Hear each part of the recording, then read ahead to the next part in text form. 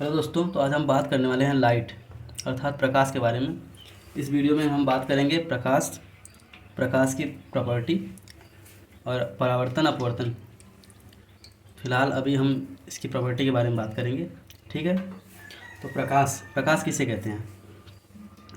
प्रकाश वह कारक है जो किसी भी वस्तु को दिखाई देने में मदद करता है।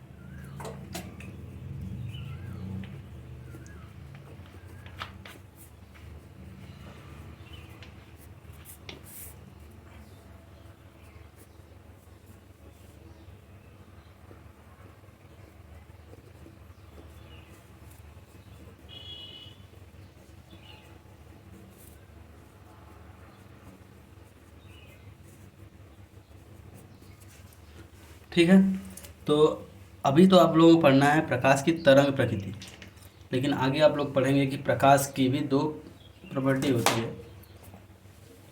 एक तो प्रकाश तरंग के रूप में गति करता है, दूसरा प्रकाश कण के रूप में गति करता है। अर्थात प्रकाश जो होता है वो फोटोन नाम के पार्टिकल्स होते हैं, जिनकी मदद से एक जगह से दूसरे स्थान तक जाता आता रहता है।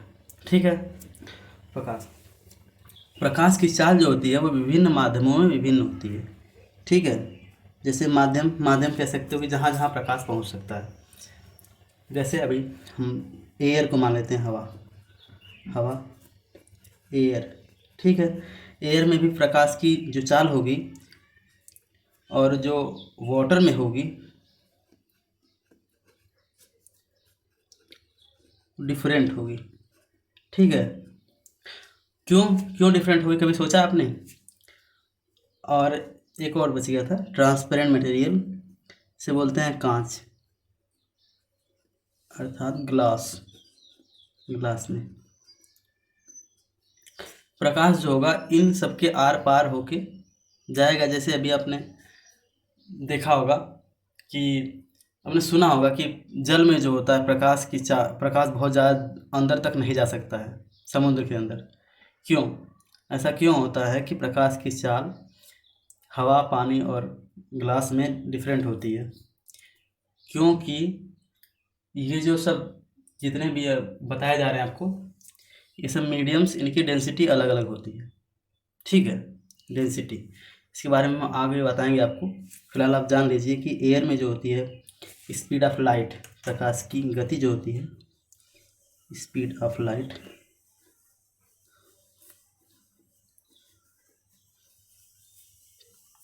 3.0 इंटू 10⁸ मीटर पर सेकेंड होती है। ठीक है, वाटर में होती है 2.25 इंटू 10⁸ मीटर पर सेकेंड, और ग्लास में होती है 2.0 इंटू 10⁸ मीटर पर सेकेंड। अभी आपने जाना कि डिफरेंट मीडियम्स में स्पीड ऑफ लाइट डिफरेंट होती है। ठीक है, और अब हम बताएंगे आपको कि मीडियम्स भी दो तरह के होते हैं। मीडियम्स भी कितने तरह के होते हैं? वो दो तरह के। एक होता है ट्रांसपेरेंट मीडियम। ट्रांसपेरेंट मतलब होता है पारदर्शी माध्यम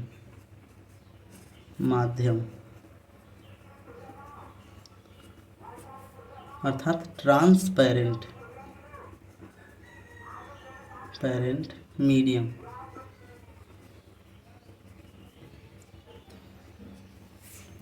ट्रांसपेरेंट मीडियम्स वे माध्यम होते हैं जिनमें से प्रकाश की जो किरण होती है वो आर पार चली जाए, उसे बोलते हैं पारदर्शी माध्यम। ठीक है, जैसे में आप बोल सकते हैं ग्लास, एग्जाम्पल में दी देते हैं हम, रुकिए। पारदर्शी माध्यम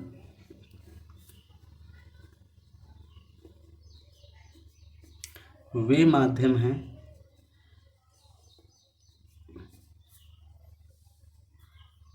जिनमें से प्रकाशिक किरण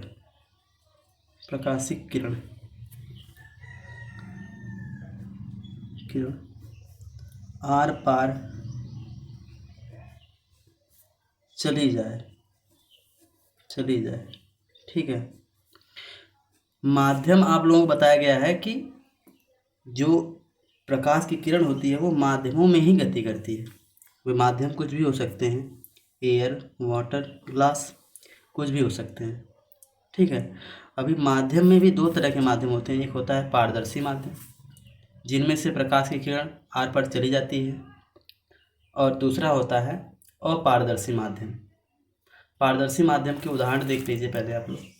उदाहरण में ग्लास, ग्लास, ठीक है, ग्लास। और क्या हो सकता है बताइए? और हो सकता है डायमंड। ये बात अलग है कि इनमें से जब प्रकाश की किरण जाएगी गुजर के, तो हो सकता है कि उसकी उसका रास्ता बदल जाए। ठीक है, बट जाएगी, तो उन्हें पारदर्शी माध्यम कहते हैं। अभी आप लोग आगे पढ़ेंगे, एक टॉपिक आएगा अपवर्तन, अर्थात रिफ्रैक्शन के नाम से। ठीक है, उसमें आप लोग ट्रांसपेरेंट मीडियम का स्टडी करेंगे। बट अभी हम लोग फिलहाल में पढ़ेंगे हम लोग अपारदर्शी माध्यम के बारे में। अपारदर्शी माध्यमों के बारे में। ठीक है, जिन्हें बोलते हैं ओपेक, ओपेक मीडियम्स।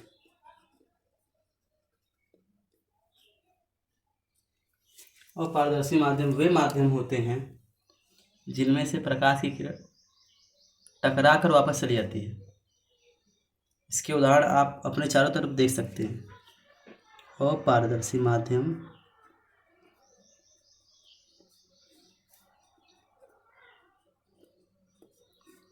वे माध्यम होते हैं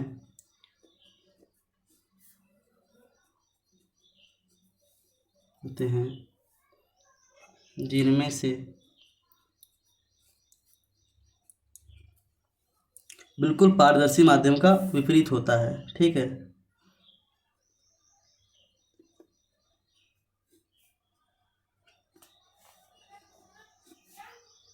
आर पार न जा पाए,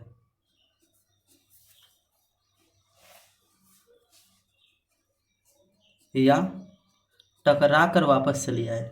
ठीक है, टकरा कर वापस चली आए, वापस चली आए, उसे बोलते हैं अपारदर्शी माध्यम। इसके उदाहरण आप लोग अपने आसपास, अपने बचपन में लेजर लाइट के नाम से सुना होगा, है ना? आप सभी ने खरीदा होगा उसका, उसको अपने कभी ना कभी, जो मिरर होता है, मिरर के सामने उसको जलाया होगा। होता क्या है, तो हम मिरर के सामने उसको जलाते हैं तो वो टकरा कर दूसरी दिशा में परावर्तित हो जाती है। देखा है? तो वह जो है, वो जो मिरर है, मिरर, वो एक तरह से अपारदर्शी माध्यम है।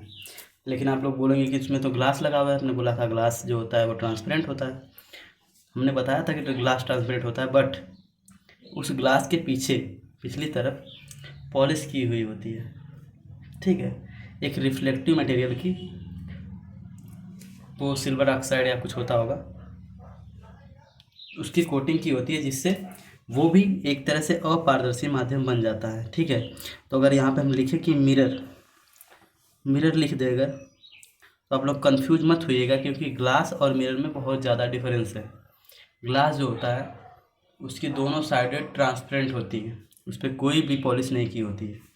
बट जो मिरर होता है उसकी एक साइड पॉलिश की होती है या पेंट की होती है।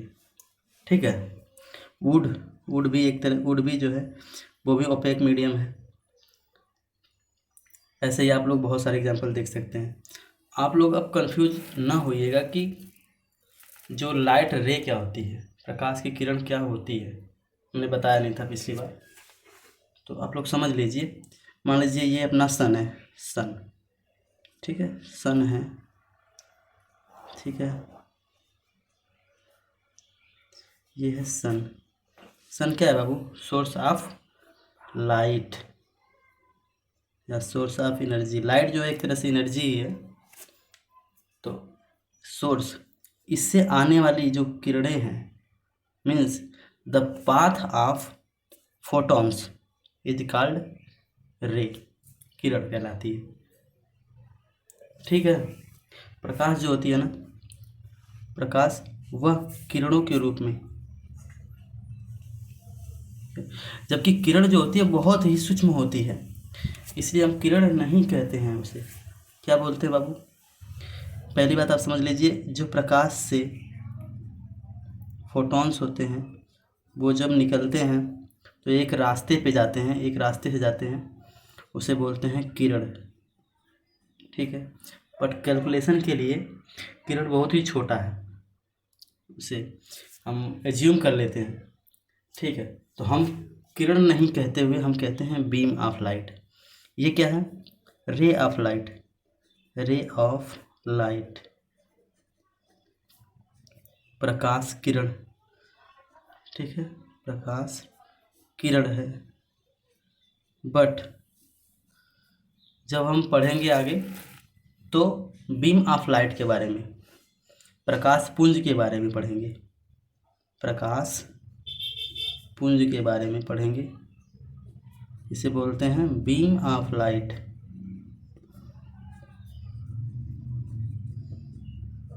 बीम ऑफ लाइट क्या होता है? बीम ऑफ लाइट जो होती है वो प्रकाशिक किरणों का समूह होता है। ठीक है। प्रकाशिक किरणों का समूह क्या कहलाएगा? प्रकाश पुंज। अर्थात बहुत सारी किरणें एक ही दिशा में जा रही हैं। तो ये पूरा का पूरा क्या हो गया बाबू? ये पूरा का पूरा हो गया प्रकाश पुंज। प्रकाश पुंज। अब तक हमने पढ़ा था लाइट रे, प्रकाश किरण और बीम ऑफ लाइट। ठीक है। ट्रांसपेरेंट ओपेक मटेरियल के बारे में, speed of light in different mediums, प्रकाश की गति विभिन्न माध्यमों में। अब हम पढ़ेंगे प्रकाश जो किरण होती है, प्रकाशिक किरण, उसके गुणों के बारे में। ठीक है। ठीक है। प्रकाश किरण के गुण को, गुण। ठीक है। तो हम देखते हैं। जैसा कि मैंने बताया था आपको कि लाइट रे जो होती है बहुत ही मिनिमल होती है, बहुत ही सूक्ष्म होती है। कैलकुलेशन के लिए इसको यूज नहीं करते हैं, एज्यूम कर लेते हैं कि यह एक प्रकाश की किरण है, जबकि आप एक्चुअल में बता नहीं पाएंगे कि यह प्रकाश की किरण आ रही है। ठीक है। तो जो लाइट रे होती है वो हमेशा स्ट्रेट लाइन में, अर्थात सीधी रेखा में गति करती है। सीधी रेखा में गति करती है। ठीक है। लीजिए, जो प्रकाश की किरण होती है वो हमेशा स्ट्रेट लाइन में मूवमेंट करेगी। ये है लाइट रे। क्या बाबू? लाइट रे। यह सीधी रेखा में चलती है और जो प्रकाश की किरण होती है माध्यमों के आधार पर, माध्यमों की सघनता और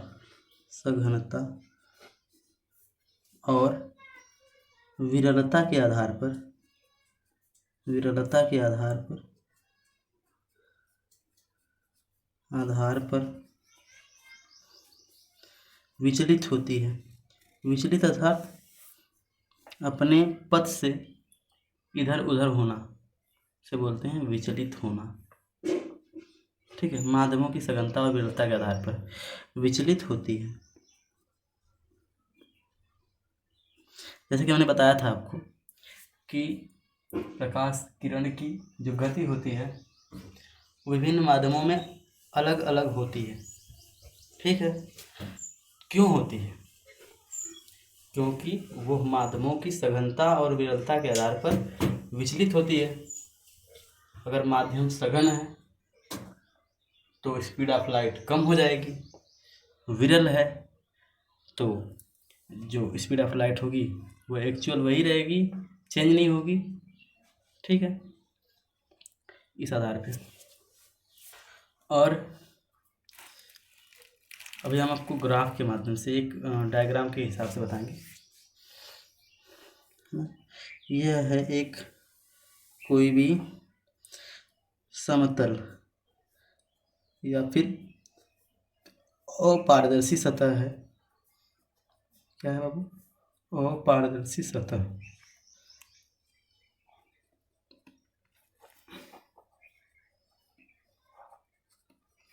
अपारदर्शी क्यों अपारदर्शी है? क्योंकि इसकी दूसरी तरफ जो है यह पेंटेड है या पॉलिश्ड है। दूसरी सतह जो है ये क्या है? पॉलिश्ड है। ये पॉलिश्ड है ना। इसे हिंदी में बोलते हैं कलई किया हुआ भाग। क्या? कलई किया भाग।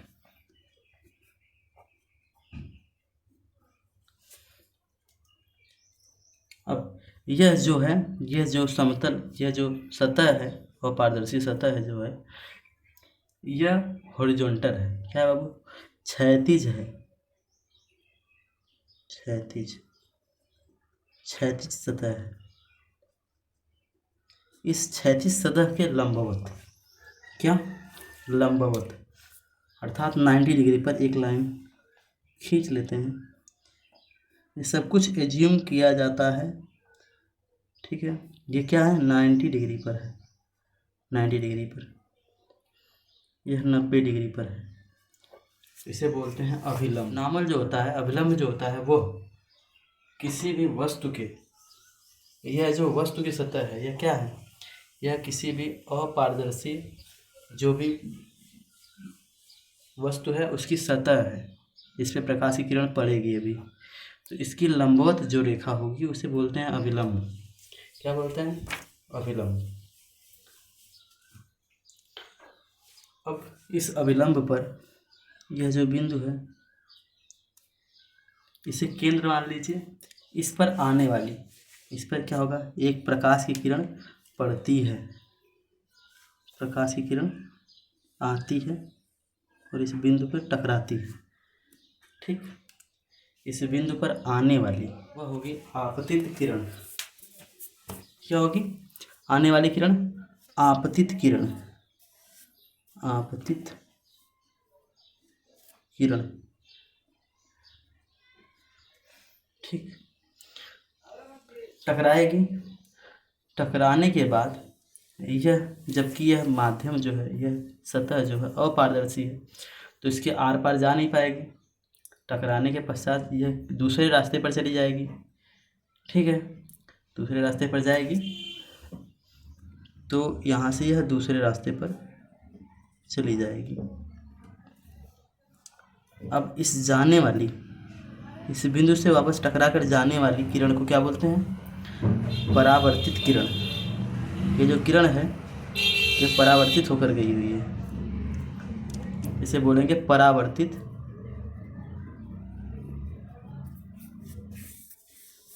किरण।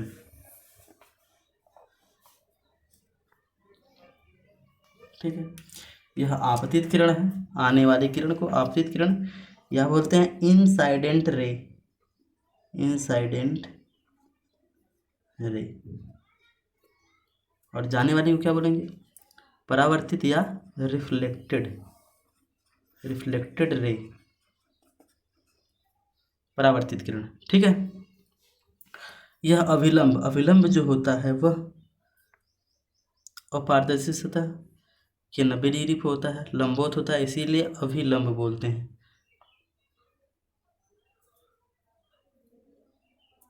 अब अभिलंब और आपतित किरण के बीच में कोई कोण बनेगा, एक कोण बनेगा जिसे दिखाते हैं हम आई से, और इसे बोलते हैं आपतन कोण।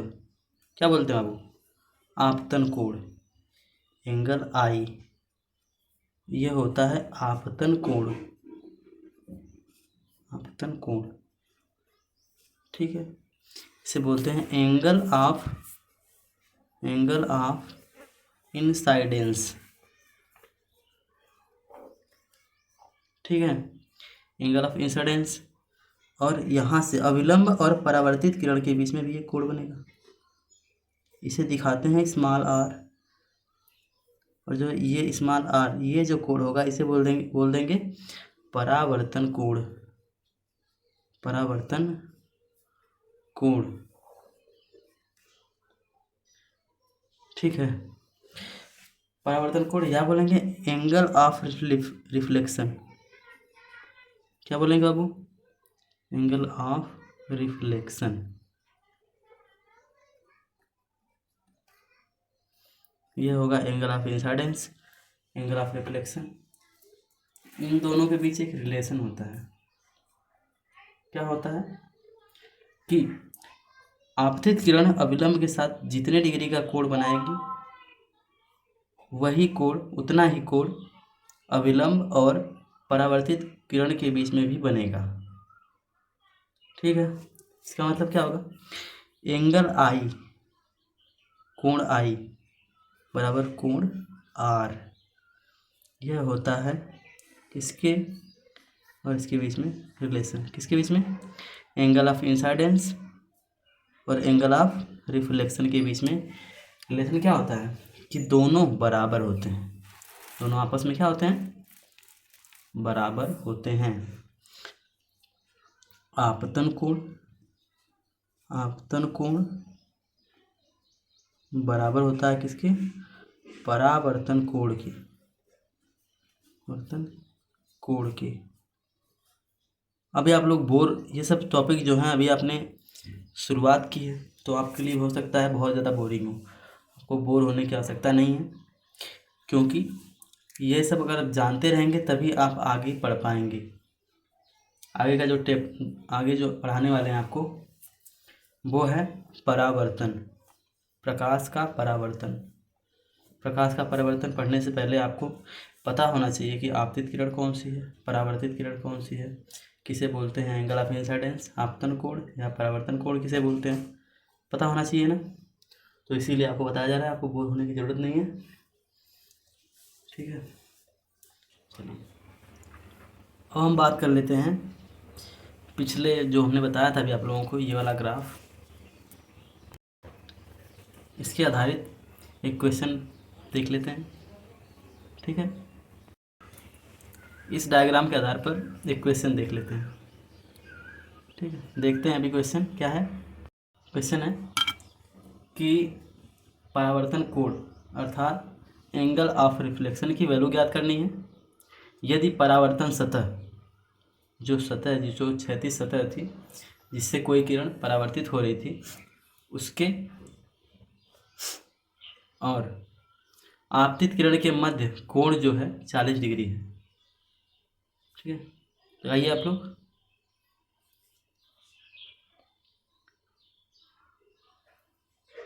ठीक है, तो आइए हम सॉल्व करते हैं। अब तक लग गया होगा, सॉल्व करते हैं। क्या होगा, क्या दिया गया है, आपको पता है कि एक सरफेस है जो जिसे बोलते हैं क्या है, रिफ्लेक्टिंग सरफेस। इसका एक भाग जो है, एक पार्ट, एक साइड पेंट किया हुआ है, इसे ऐसे दिखाया जाता है। बताया गया है कि परावर्तन सतह अर्थात ये सतह, यहाँ से एक अभिलंब बना लेते हैं। क्या है ये, अभिलंब है। अभिलंब जो होता है वो होता है 90 डिग्री पर, ठीक, पता है ना आपको कि ये होता है 90 डिग्री पर। तो ये कोण जो है 90 डिग्री है।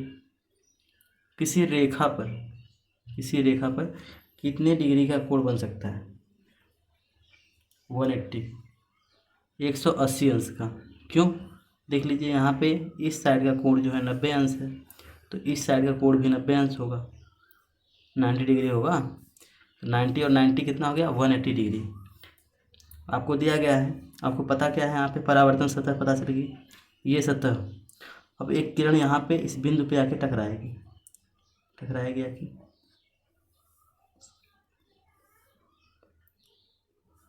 यह है क्या, आपतित किरण है। आपतित किरण और सतह के बीच में जो कोण है 40 डिग्री का है ना, 60 डिग्री का। अब पूछा गया आपसे angle of reflection, angle of reflection अर्थात आर, परावर्तन कोण, परावर्तन कोण। आप जानते हैं कि परावर्तन कोण जो होता है बराबर होता है किसके, आपतन कोण के, एंगल ऑफ इंसाइडेंस। और आपतन कोण क्या होता है, अभिलंब और आपतित किरण के बीच बना कोण होता है आपतन कोण। अभिलंब और आपतित किरण ये क्या है, इंसाइडेंट रे, और ये है अभिलंब नॉर्मल। तो ये कोण क्या हो जाएगा बाबू, एंगल ऑफ इंसाइडेंस। अगर आपको आपतन कोण पता चल जाए तो आप निकाल सकते हैं परावर्तन कोण। देखिए हमने बताया था आपसे कि अभिलंब जो परावर्तन सतह होती है इससे कितने डिग्री पर होता है, 90 डिग्री पर, है ना।